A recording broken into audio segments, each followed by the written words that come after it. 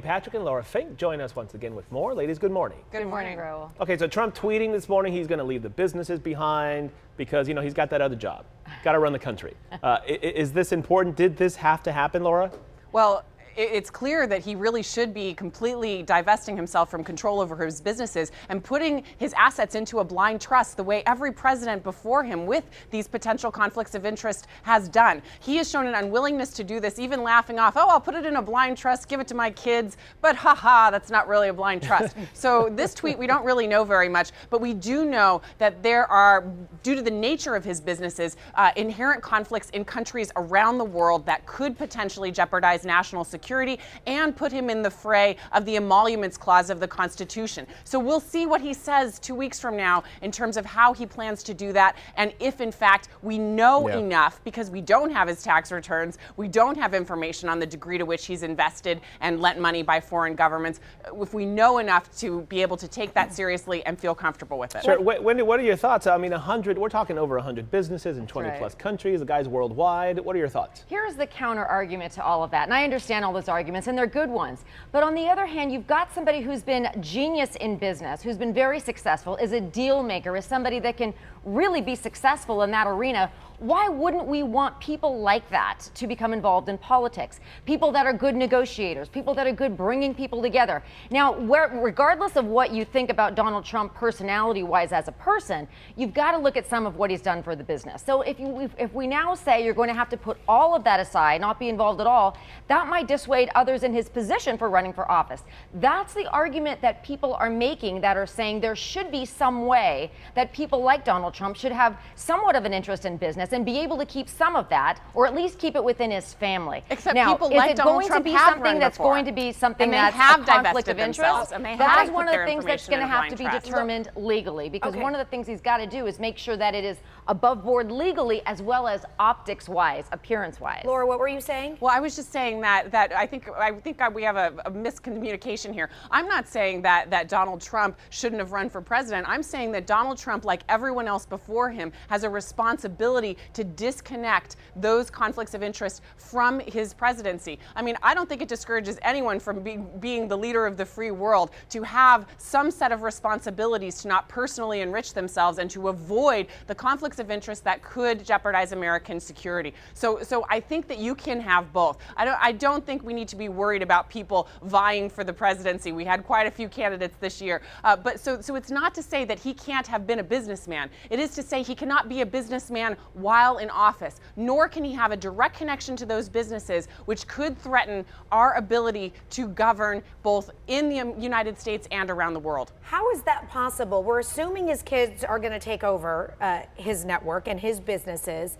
Is that even possible to keep them separate? Those are his kids. Wendy? Right, and that's, again, I think Laura and I are talking about the same thing. I totally agree that there has to be something that's done at this point. But again, you know, the qualities that made him good in business. You talk about how can he use that in the presidency. He can do that and also have his kids run the business, and his argument at least is that he's willing to sort of divest a lot of those interests. And of course they're saying, well, if it's in the family, how is he going to be able to do that?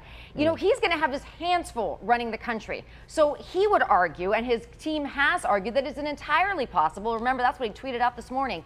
It is entirely possible for him to focus, again, bringing that skill set to the Oval Office, for him to focus on the tasks at hand as president and allow others to run the business. Now, we can't just say, oh, you know, it's all in the family, because remember, he has interest in so many businesses around the world that necessarily, probably he knows something about everything when it comes to some of those businesses. There's no way to erase that knowledge. But what we're looking at is that he not unjustly become enriched by that, by those businesses. The thank you tour that he's going to embark on, is this a new thing? Have other president-elects done something like this before? No, there's a very easy answer, Raul. No president has done this before, sort of having a victory tour, celebrating the victory of winning the presidency. And I think one of the reasons Donald Trump is doing this is because he likes it. But be careful, because he also has historic low approval ratings for a president-elect entering office. We know that he lost the popular vote. So my question is, does this serve him in terms of building the political will and support support to achieve his agenda. And I think it really is a vanity tour more than anything. And so I don't know why the President of the United States would spend time on this as opposed to the urgent business of the nation. Would it have anything to do, Laura, with Jill Stein pushing some of these states that he is planning to go to, they start this week, to recount the votes in the state? Do you think it has anything to do with that?